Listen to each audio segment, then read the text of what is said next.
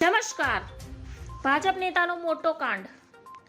દારૂના વેપલમાં ડભોઈના ભાજપના કોર્પોરેટરનું ખુલ્યું નામ. પાર્ટીએ તાબડતોબ લીધું એક્શન, જેના આધારે સ્ટેટ મોનિટરિંગ સેલની ટીમે હિતેશ તડવી અને મનહર ઠાકોરના ઘરમાં દરોડા પાડ્યા હતા.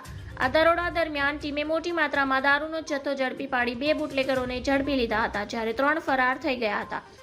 ડભોઈના વોર્ડ નંબર 2 કોર્પોરેટરને 6 વર્ષ માટે ભાજપે સસ્પેન્ડ કરતા ખળભળાટ મચી ગયો છે.